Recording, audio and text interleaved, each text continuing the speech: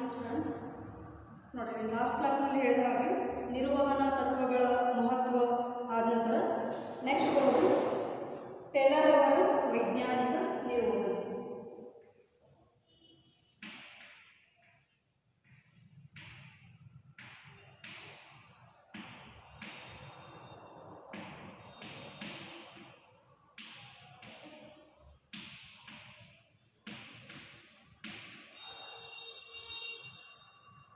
Taylor's scientific management.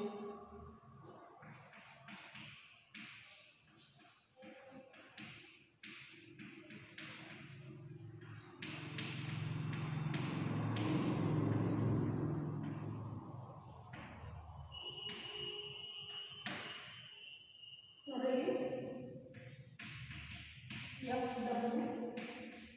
Taylor.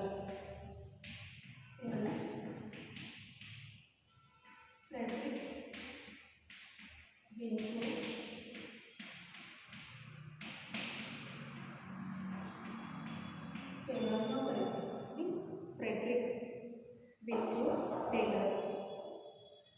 March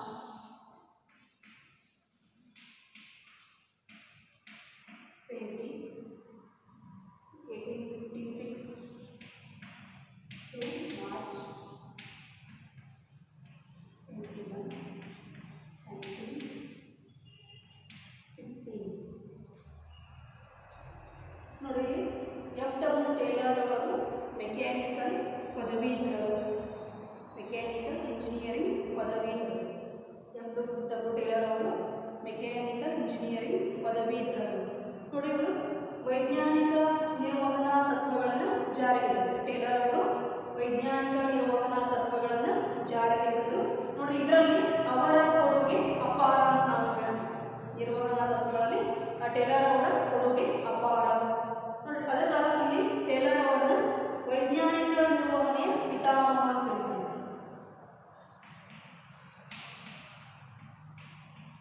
father of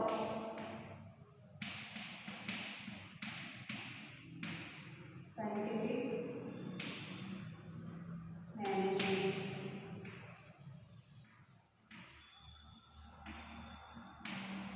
ವೈಜ್ಞಾನಿಕ ನಿರ್ವಹಣೆಯ ಪಿತಾಮಹ ಯಾರು ಹೇಳಿದಾಗ ಇಲ್ಲಿ ವೈಜ್ಞಾನಿಕ ನಿರ್ವಹಣೆಯ ಪಿತಾಮಹ F.W. ಟೇಲರ್ ಅಂತ ನಾವು ಹೇಳ್ತೇವೆ. ನೋಡಿ, ಇಲ್ಲಿ ಟೇಲರ್ ಅವರ ಪ್ರಕಾರ ಪ್ರತಿಯೊಂದು ಹೊಸ ಬೆಳವಣಿಗೆಯು ಪರಿಪೂರ್ಣವಾಗುವುದಕ್ಕೆ ಕೆಲವು ಸಮಯ ತೆಗೆದುಕೊಳ್ಳುತ್ತದೆ ಅಂತ. ಒಂದು ಕೆಲಸ ಪರಿಪೂರ್ಣ ಆಗಬೇಕಾದ್ರೆ ಅದಕ್ಕೆ ಕೆಲವೊಂದು ನಿರ್ದಿಷ್ಟ ಸಮಯದಲ್ಲಿ ಬೇಕಾಗ್ತದೆ ಅಂತ ಹೇಳ್ತಾರೆ ಟೇಲರ್ ಅವರು. ಅದಕ್ಕೆ ಇಲ್ಲಿ ನೋಡಿ, ನಾವು ಒಂದು ವೈಜ್ಞಾನಿಕ ಕೆಲಸವನ್ನು ವಿಶ್ಲೇಷಿಸಿದಾಗ ಅದನ್ನು ಮಾಡಲು ಒಂದು ಅತ್ಯುತ್ತಮ ಮಾರ್ಗ ಹುಡುಕಲು ಸಾಧ್ಯವಾಗಬಹುದೆಂದು ಟೇಲರ್ ಅವರು ಆಲೋಚಿಸಿದ್ದರು. ನೋಡಿ, ಇಲ್ಲಿ ಟೇಲರ್ ಅವರು ನಡೆಸಿದ ಸಮಯ ಮತ್ತು ಚಲನ ಅಧ್ಯಯನಗಳಿಂದ ಅವರು ಹೆಚ್ಚು ನೆನಪಿನಲ್ಲಿರುತ್ತಾರೆ. ಟೇಲರ್ ಅವರ ಪ್ರಕಾರ ಒಂದು ಕೆಲಸವನ್ನು ವಿಭಜನೆಯ ಮುಖಾಂತರ ಅಲ್ಲಿ ಪ್ರತಿಯೊಂದನ್ನು ನಾವು ಇನ್ನೊಂದರೊಂದಿಗೆ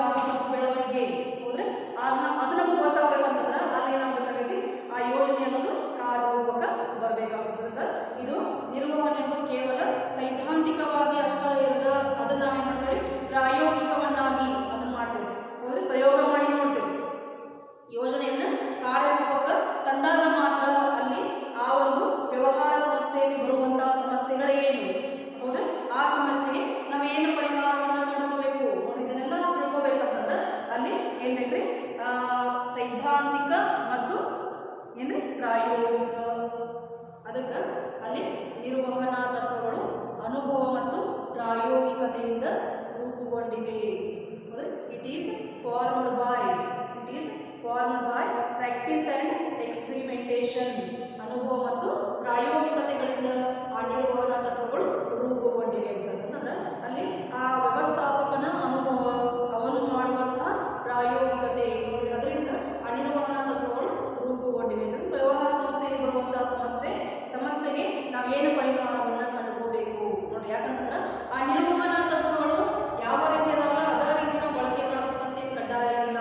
ಸಂದರ್ಭಕ್ಕೆ ಅನುಸಾರವಾಗಿ ಆ ನಿರ್ವಹಣಾ ತತ್ವಗಳನ್ನು ನಾವೇನು ಮಾಡಿದ್ರೆ ಮಾರ್ಪಾಡಿಸಬಹುದು ಅಂತ. ಅದಕ್ಕೆ FW ಟೇಲರ್ ಅವರನ್ನ ನಾವು ವೈಜ್ಞಾನಿಕ ನಿರ್ವಹಣೆ ಪಿತಾಮಹ ಅಂತ ಕರಿತೀವಿ, father of scientific management.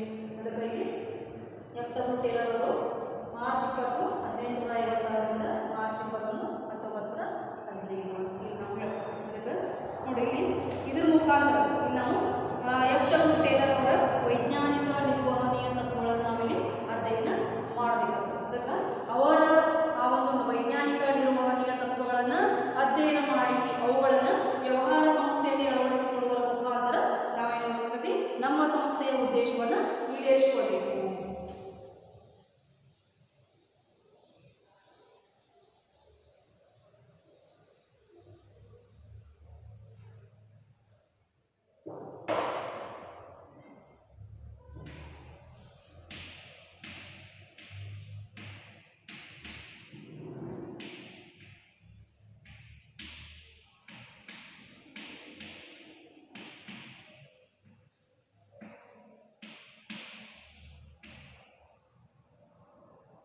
Principles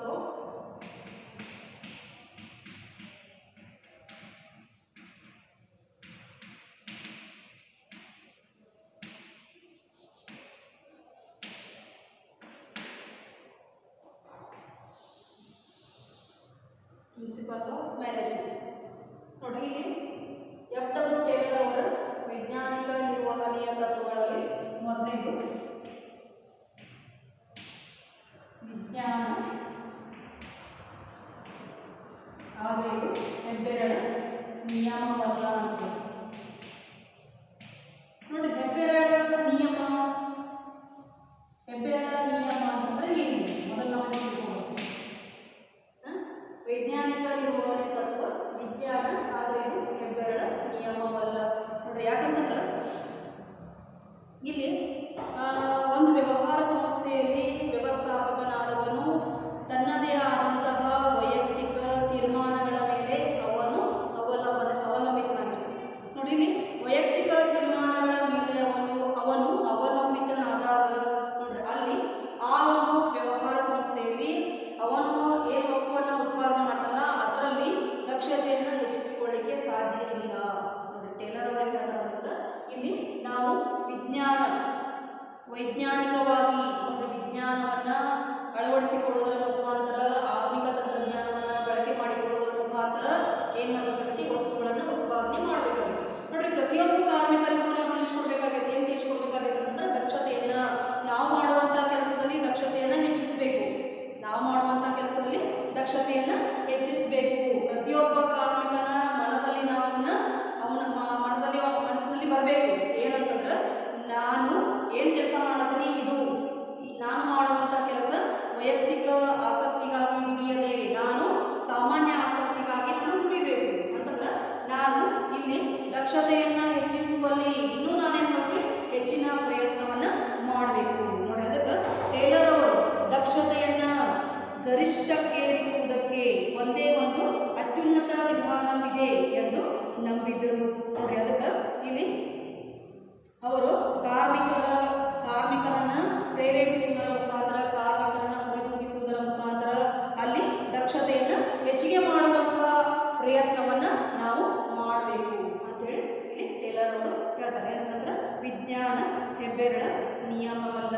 ಅದಕ್ಕೆ ಆ ವಿಜ್ಞಾನದ ನಿಯಮವನ್ನು ನಾವು ಪಾಲನೆ ಮಾಡಿದ್ವು ಅಂತಂದ್ರೆ ಕೇವಲ ವೈಯಕ್ತಿಕ ತೀರ್ಮಾನಗಳನ್ನು ತೆಗೆದುಕೊಳ್ಳುವುದರ ಮುಖಾಂತರ ದಕ್ಷತೆಯನ್ನು ಹೆಚ್ಚಿಸಿಕೊಳ್ಳಲಿಕ್ಕೆ ಸಾಧ್ಯ ಇಲ್ಲ. ಅದಕ್ಕೆ ವೈಜ್ಞಾನಿಕ ವಿಧಾನವು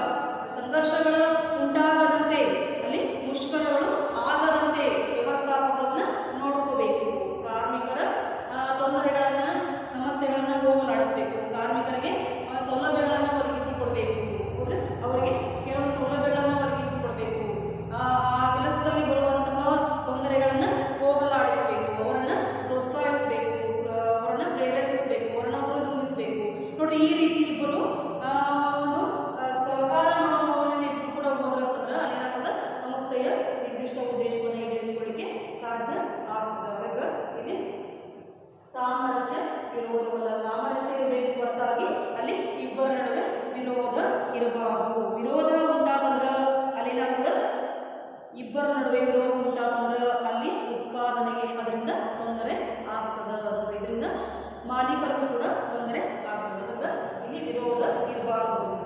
ಇನ್ನು ಮೂರನೇದು ಸಹಕಾರ ಆದರೆ ಪ್ರತ್ಯೇಕತಾವಾದವಲ್ಲ.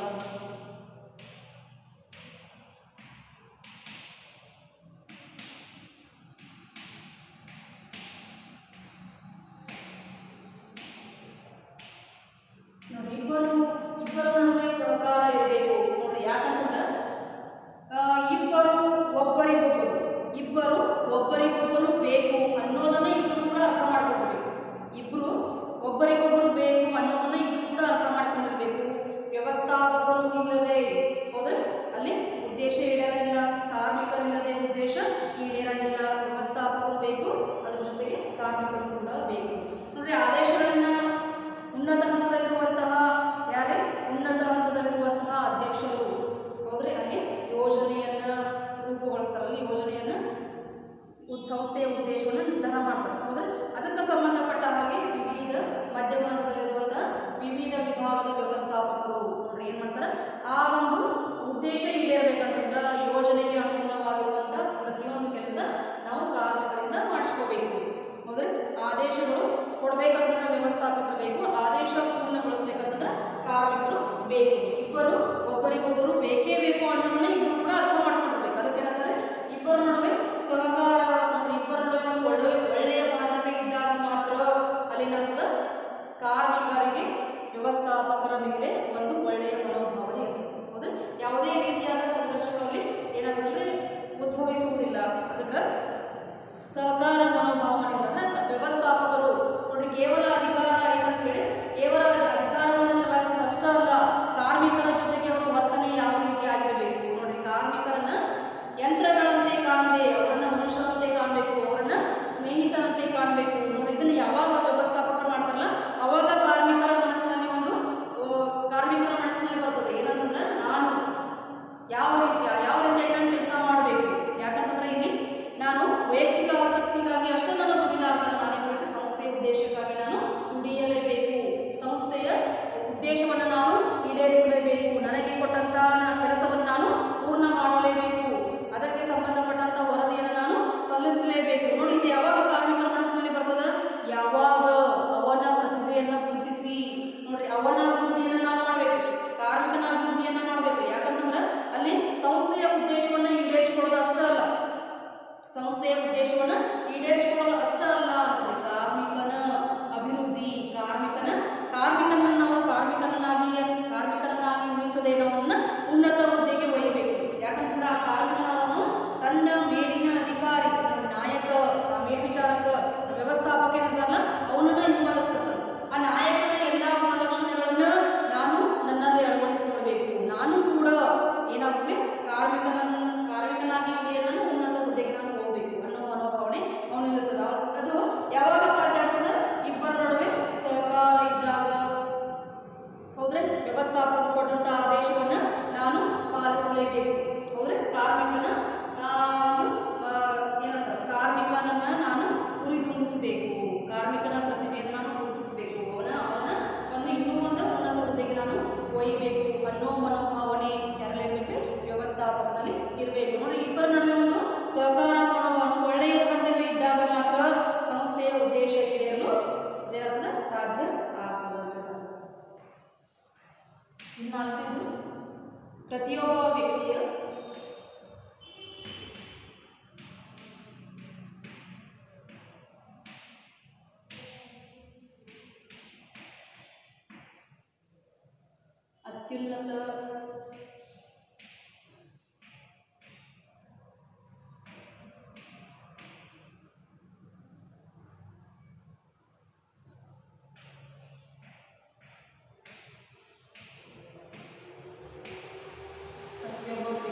ಅತ್ಯುನ್ನತ ದಕ್ಷತೆ ಮತ್ತು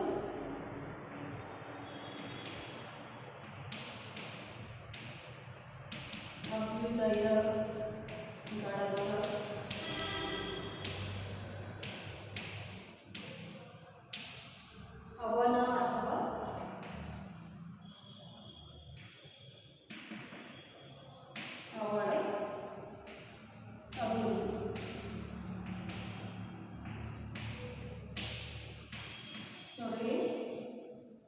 ಯಾವ ರೀತಿಯಾಗಿ ಅಂತಂದ್ರೆ ಇಲ್ಲಿ ಕಾರ್ಮಿಕರ ಅತ್ಯುನ್ನತ ದಕ್ಷತೆ ಮತ್ತು ಅಭ್ಯುದಯಗಳನ್ನು ಕಂಪನಿ ಮತ್ತು ಕಾರ್ಮಿಕರ ವರ್ಗಗಳೆರಡು ಖಚಿತಪಡಿಸುತ್ತವೆ. ನೋಡ್ರಿ, ಇಲ್ಲಿ ಕೈಗಾರಿಕಾ ದಕ್ಷತೆಯು ಬಹುತೇಕ ವೈಯಕ್ತಿಕ ಸಾಮರ್ಥ್ಯಗಳ ಮೇಲೆ ಅವಲಂಬಿಸಿದೆ ಅಂತ ಹೇಳ್ತಾರೆ. ಯಾಕಂತಂದ್ರೆ ಆ ದಕ್ಷತೆ ಅನ್ನೋದು ವೈಯಕ್ತಿಕ ಸಾಮರ್ಥ್ಯ ಅಂತಂದ್ರೆ ಪ್ರತಿಯೊಬ್ಬ ಕಾರ್ಮಿಕನ ಸಾಮರ್ಥ್ಯದ ಮೇಲೆ ಏನಾಗಿದೆ ಅವಲಂಬಿಸಿದೆ. ಅದಕ್ಕಾಗಿ ವೈಜ್ಞಾನಿಕ ನಿರ್ವಹಣೆ ಕೂಡ ಕಾರ್ಮಿಕರ ಅಭಿವೃದ್ಧಿಯ ಪರವಾಗಿದೆ.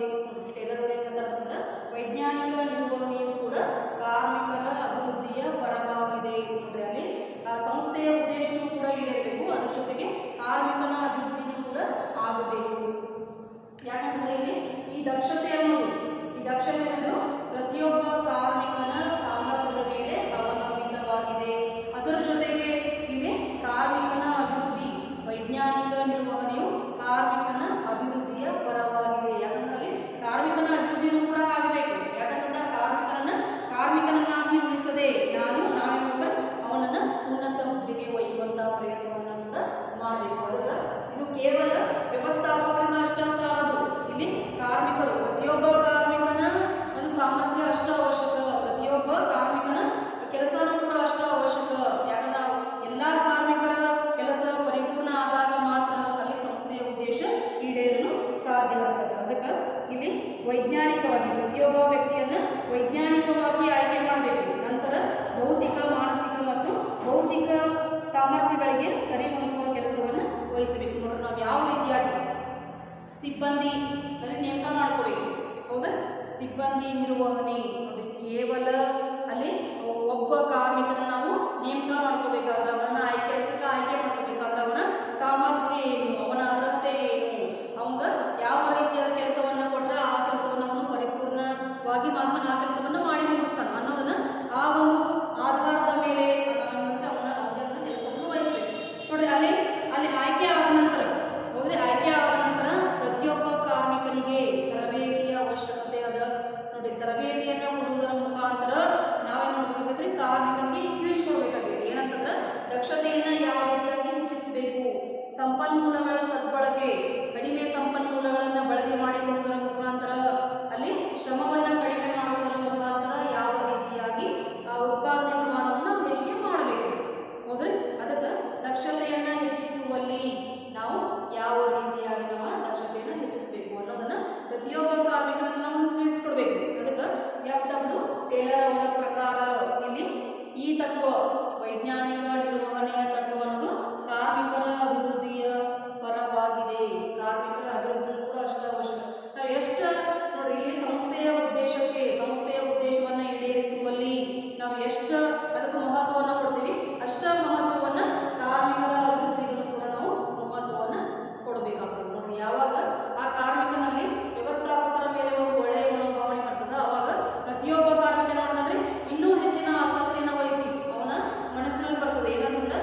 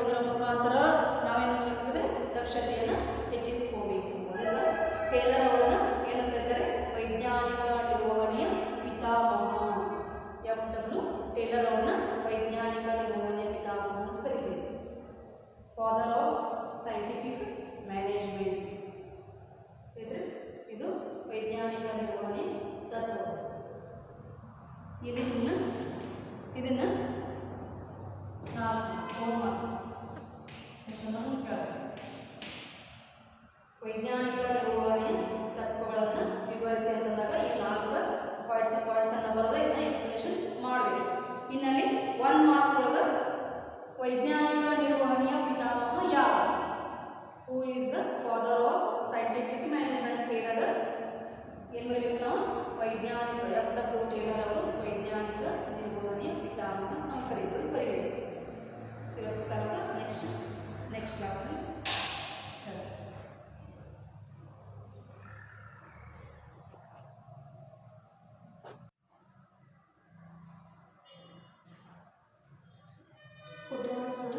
ಲಾಸ್ಟ್ ಕ್ಲಾಸ್ನಲ್ಲಿ ಹೇಳಿದ ಹಾಗೆ ವೈಜ್ಞಾನಿಕ ನಿರ್ವಹಣೆಯ ತತ್ವಗಳು ಇದಾದ ನಂತರ ನೆಕ್ಸ್ಟ್ ನೋಡಿ ವೈಜ್ಞಾನಿಕ ನಿರ್ವಹಣೆಯ ತಂತ್ರಗಳು.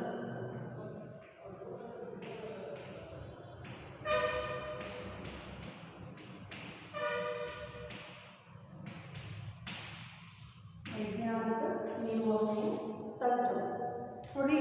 ವೈಜ್ಞಾನಿಕ ನಿರ್ವಹಣೆಯ ತಂತ್ರಗಳಲ್ಲಿ ಮೊದಲೇ ನಾವು ಚರ್ಚಿಸಬೇಕಾದಂಥ ವಿಷಯ ಕಾರ್ಯಾತ್ಮಕ ಮೇಲ್ವಿಚಾರ. ಕಾರ್ಯಾತ್ಮಕ ಮೇಲ್ವಿಚಾರ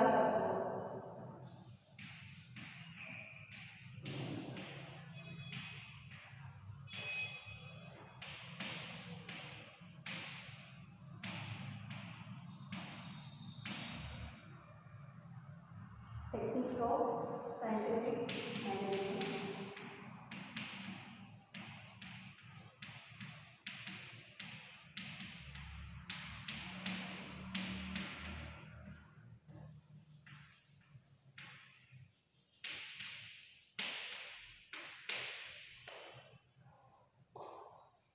Functional formation.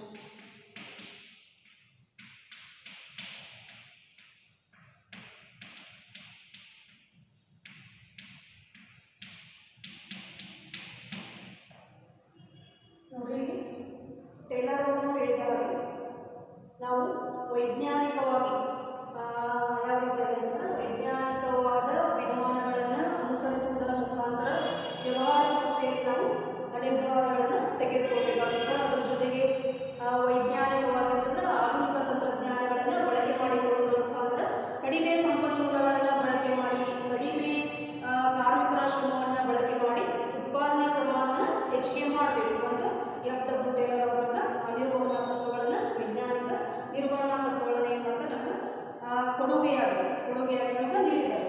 ಇನ್ನು ಅದರಲ್ಲಿ ಕೆಲವೊಂದು ತಂತ್ರಗಳು ಅದರಲ್ಲಿ ನೋಡಿದ್ದು ಕಾರ್ಯಾತ್ಮಕ ಮೇಲ್ವಿಚಾರ ತತ್ವ. ನೋಡಿ ಇಲ್ಲಿ ಯಾವ ರೀತಿಯಾಗಿ ದೈನಂದಿನ ಚಟುವಟಿಕೆಗಳಿಗೆ ಸಂಬಂಧಪಟ್ಟ ಹಾಗೆ ಅಲ್ಲಿ ಮೇಲ್ವಿಚಾರಕ ಮತ್ತು ಕಾರ್ಮಿಕ ನೋಡಲ್ಲಿ ಮುಖಾಮುಖಿಯಾಗಿ ಸಂಪರ್ಕ ಹೊಂದಿರುವ ನಿರ್ವಹಣಾ ಅಂಗದ ವ್ಯಕ್ತಿಯಾಗಿ ಪ್ರತಿನಿಧಿಸುತ್ತಾರೆ. ಯಾರೇ ಮೇಲ್ವಿಚಾರಕ. ನೋಡಿ ಇಲ್ಲಿ ಮೇಲ್ವಿಚಾರಕ ಏನು ಮಾಡ್ತಾನೆ? ಆದೇಶಕ್ಕೆ ಯೋಜನೆಗೆ ಅನುಗುಣವಾಗಿರುವಂತಹ ಆದೇಶವನ್ನು ಯಾರಿಗೆ? ಕಾರ್ಮಿಕರಿಗೆ ಕೊಡ್ತಾರೆ. ಅದರ ಜೊತೆಗೆ ಕಾರ್ಮಿಕರಿಗೆ ಆ ಆದೇಶಕ್ಕೆ ಅನುಗುಣವಾಗಿರುವಂತಹ ಸಲಹೆ ಸೂಚನೆಗಳಾಗಿರ್ಬೋದು ಅಥವಾ ಮಾರ್ಗದರ್ಶನವಾಗಿರ್ಬೋದು ಇದು ಮೇಲ್ವಿಚಾರಕ ಕಾರ್ಮಿಕರಿಗೆ ಆದೇಶ ಜೊತೆಗೆ ಕೊಡ್ತಾರೆ. ನೋಡಿ ಆ ಆದೇಶದ ಜೊತೆಗೆ ಸಲಹೆ ಸೂಚನೆಗಳನ್ನು ಮಾರ್ಗದರ್ಶನವನ್ನು ಪಡೆದುಕೊಂಡು ಕಾರ್ಮಿಕ ಏನು ಮಾಡ್ತಾರೆ? ತನಗೆ ಕೊಟ್ಟಂತಹ ಆದೇಶವನ್ನು ಪರಿಪೂರ್ಣಗೊಳಿಸ್ತಾರೆ. ಅದಕ್ಕೆ ನಾವು ಮೇಲ್ವಿಚಾರಕನು ಅತ್ಯಂತ ಕೊನೆಯ ವ್ಯವಸ್ಥಾಪಕ ಮತ್ತು ಅತ್ಯುನ್ನತ ಶ್ರೇಣಿಯ ಕೆಲಸಗಾರ ಎಂಬುದನ್ನು ನಾವು ಈಗಾಗಲೇ ತಿಳಿದಿದ್ದೇವೆ. ನೋಡಿ ಇಲ್ಲಿ ಯಾವ ರೀತಿಯಾಗಿ ಒಂದು ಕಾರ್ಖಾನೆಯಲ್ಲಿ ಒಂದು ವ್ಯವಹಾರ ಸಂಸ್ಥೆಯಲ್ಲಿ ಮೇಲ್ವಿಚಾರಕ ಅತ್ಯಂತ ಕೊನೆಯ ವ್ಯವಸ್ಥಾಪಕ ಅಂತ ಮಾಡ್ತೀವಿ, ಅವನನ್ನು ಪರಿಗಣನೆ ಮಾಡ್ತೀವಿ. ಅತ್ಯಂತ ಕೊನೆಯ ವ್ಯವಸ್ಥಾಪಕ, ಅದರ ಜೊತೆಗೆ ಅತ್ಯುನ್ನತ ಶ್ರೇಣಿಯ ಕೆಲಸಗಾರರು. ಅಲ್ಲಿ ಆ ಅತ್ಯುನ್ನತ ಶ್ರೇಣಿಯ ಕೆಲಸಗಾರರನ್ನು ಮೇಲ್ವಿಚಾರಕರನ್ನು ಕರೀತೀವಿ. ನೋಡಿ ಯಾಕಂತಂದ್ರೆ ಇಲ್ಲಿ ಮೇಲ್ವಿಚಾರಕನಾದವನು ಯಾವ ರೀತಿಯಾಗಿ ಕಾರ್ಮಿಕರ ನಿರ್ವಹಣೆಯನ್ನು ಮಾಡ್ತಾರೆ, ಕಾರ್ಮಿಕರಿಂದ ಯಾವ ರೀತಿಯಾಗಿ ಕೆಲಸವನ್ನು ತೆಗೆದುಕೊಳ್ತಾರೆ. ಯಾಕಂತಂದ್ರೆ ಆ ಒಂದು ನಿರ್ವಹಣೆಯ ಮುಖಾಂತರ ಯಾವ ರೀತಿಯಾಗಿ ಕಾರ್ಮಿಕರ ನಿರ್ವಹಣೆಯನ್ನು ಮಾಡ್ತಾನೆ, ಆ ನಿರ್ವಹಣೆ ಅನ್ನೋದು ಸರಿಯಾದ ರೀತಿಯಲ್ಲಿ ಆದಾಗ ಮಾತ್ರ ಅಲ್ಲಿ ಸಂಸ್ಥೆಯ ನಿರ್ದಿಷ್ಟ ಉದ್ದೇಶವನ್ನು ಈಡೇರಿಸಿಕೊಳ್ಳಿಕ್ಕೆ ಸಾಧ್ಯ ಆಗ್ತದೆ. ಅದಕ್ಕೆ ಮೇಲ್ವಿಚಾರಕನ ಒಂದು ಎಷ್ಟು ಅವನಲ್ಲಿ ಮಹತ್ವ ಅದ ಅಂದರೆ ಅವನ ಪಾತ್ರ ಎಷ್ಟು ಮಹತ್ವವನ್ನು ಪಡೆದಂತಂದ್ರೆ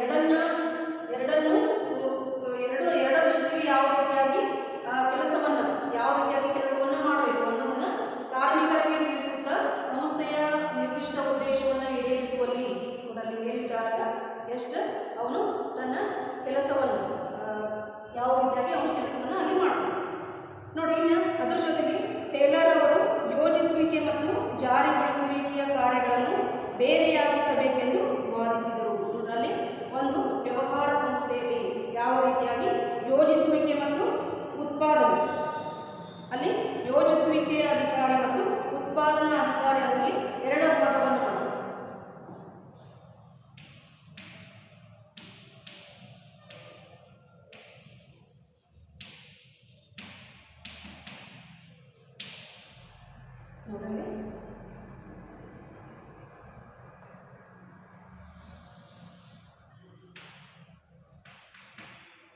ಮೊದಲನೇದು ಯೋಜಿಸುವಿಕೆಯ ಅಧಿಕಾರಿ.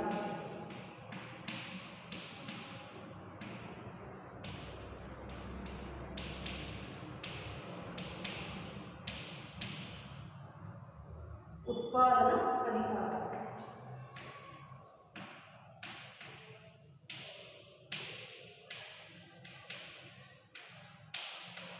ನೋಡಿ, ಎಲ್ಲ ಕಾರ್ಯಚಟುವಟಿಕೆಗಳನ್ನ ಒಂದು ವ್ಯವಹಾರ ಸಂಸ್ಥೆಯಲ್ಲಿ ಬರುವಂತಹ ಎಲ್ಲ ಕಾರ್ಯಚಟುವಟಿಕೆಗಳನ್ನ ಒಬ್ಬ ನಿಭಾಯಿಸಬೇಕಂತಂದ್ರೆ ಅದು ಸಾಧ್ಯ ಆಗದೇ ಇರುವಂತಹ ಮಾತು. ಯಾಕಂತಂದ್ರೆ ಒಬ್ಬನೇ ಒಬ್ಬ ವ್ಯಕ್ತಿ ಎಲ್ಲ ಗುಣಲಕ್ಷಣಗಳನ್ನ ಹೊಂದಿರಲಿಕ್ಕೆ ಸಾಧ್ಯ ಇಲ್ಲ.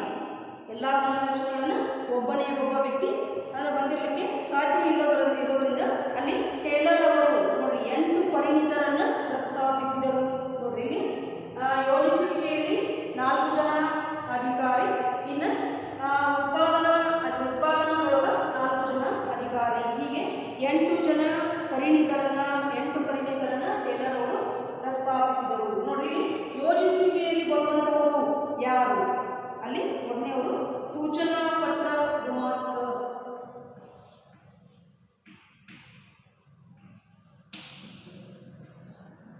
ಸೂಚನಾ ಪತ್ರ ಗುಮಾಸ್ತ. ಎರಡನೇದು ಮಾರ್ಗ ಗುಮಾಸ್ತ.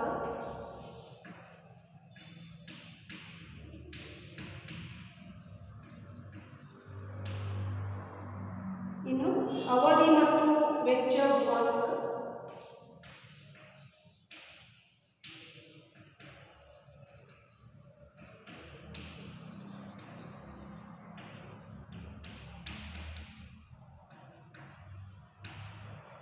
ನಾಲ್ಕನೇದು ಶಿಸ್ತು ಪಾಲಕ.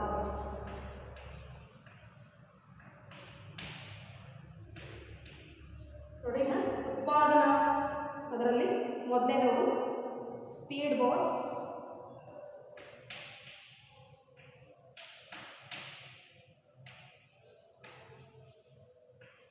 ಗ್ಯಾಂಗ್ ಬಾಸ್,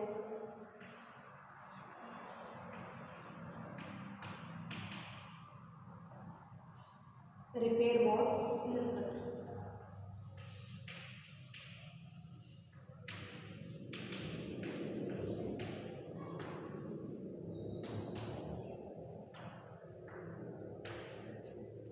ನೋಡಿ, ಯೋಜಿಸುವಿಕೆಯ ಅಧಿಕಾರಿ ಮತ್ತು ಉತ್ಪಾದನಾ ಅಧಿಕಾರಿ. ನೋಡಿ, ಇಲ್ಲಿ ಈ 4 ಸಿಬ್ಬಂದಿಗಳು ಕ್ರಮವಾಗಿ ಕೆಲಸಗಾರರಿಗೆ ಸೂಚನೆಯನ್ನು ಸಿದ್ಧಪಡಿಸುವುದು. ನೋಡಿ, ಯೋಜಿಸುವಿಕೆಯ ಅಧಿಕಾರಿಯ ಕೆಲಸ ಏನು, ಉತ್ಪಾದನಾ ಅಧಿಕಾರಿಯ ಕೆಲಸ ಏನು? ನೋಡಿ, ಯೋಜಿಸುವಿಕೆಯ ಅಧಿಕಾರಿ ಇಲ್ಲಿ ಈ 4 ಜನ ಏನಾದರೆ, ಈ 4 ಜನ ಅಧಿಕಾರಿಗಳು, 4 ಜನ ಗುಮಾಸ್ತರು 4 ಸಿಬ್ಬಂದಿ ಕ್ರಮವಾಗಿ ಕೆಲಸಗಾರರಿಗೆ ಶಿಸ್ತು ಮತ್ತು ಯಾವ ರೀತಿಯಾಗಿ ಕೆಲಸಗಾರರಿಗೆ ಸೂಚನೆಗಳನ್ನು ಸಿದ್ಧಪಡಿಸುವುದು. ನೋಡಿ, ಈ 4 ಜನ ಗುಮಾಸ್ತರು ಕೆಲಸಗಾರರಿಗೆ ಯಾವ ರೀತಿಯಾಗಿ ಅಲ್ಲಿ ಸೂಚನೆಗಳನ್ನು ಸಿದ್ಧಪಡಿಸುವುದು, ಉತ್ಪಾದನಾ ಮಾರ್ಗ ನಿಗದಿಪಡಿಸುವುದು, ಅವಧಿ ಮತ್ತು ವೆಚ್ಚ ಪಟ್ಟಿಯನ್ನು ತಯಾರಿಸುವುದು ಮತ್ತು ಶಿಸ್ತು ಖಾತರಿಗೊಳಿಸುವುದನ್ನು ನಿರ್ವಹಿಸುತ್ತಾರೆ. ನೋಡಿ, ಸೂಚನಾ ಪತ್ರ ಗುಮಾಸ್ತ, ಮಾರ್ಗ ಗುಮಾಸ್ತ, ಅವಧಿ ಮತ್ತು ವೆಚ್ಚ ಗುಮಾಸ್ತ ಮತ್ತು ಶಿಸ್ತು ಪಾಲಕ, ಈ 4 ಜನರು ನೋಡಿ ಅಲ್ಲಿ ಯಾವ ರೀತಿಯಾಗಿ ಶಿಸ್ತನ್ನು ಯಾವ ರೀತಿಯಾಗಿ ಕಾಪಾಡಿಕೊಳ್ಬೇಕು, ಕೆಲಸಗಾರರಿಗೆ ಸೂಚನೆಗಳನ್ನು ಯಾವ ರೀತಿಯಾಗಿ ಕೊಡಬೇಕು, ಅದರ ಜೊತೆಗೆ ಉತ್ಪಾದನಾ ಮಾರ್ಗ ನಿಗದಿಪಡಿಸುವುದು. ನೋಡಿ, ಅಲ್ಲಿ ಉತ್ಪಾದನಾ ಮಾರ್ಗ ಯಾವ ರೀತಿಯಾಗಿ ವಸ್ತುಗಳನ್ನು ಉತ್ಪಾದನೆ ಮಾಡಬೇಕು, ಅದರ ಜೊತೆಗೆ ಅವಧಿ ಮತ್ತು ವೆಚ್ಚ ಪಟ್ಟಿಯನ್ನು ತಯಾರಿಸುವುದು. ನೋಡಿ, ಅಲ್ಲಿ ಕೆಲಸಗಾರರು ಮಾಡುವಂತಹ ಕೆಲಸದ ಅವಧಿ ನೋಡಿ, ಅದಕ್ಕೆ ಅದನ್ನು ಅಲ್ಲಿ ಅವಧಿ ಮತ್ತು ವೆಚ್ಚ ಪಟ್ಟಿಯನ್ನು ತಯಾರಿಸುವುದು. ನೋಡಿ, ಇದೆಲ್ಲ ಈ 4 ಜನ ಗುಮಾಸ್ತರ ಕೆಲಸವಾಗಿದೆ.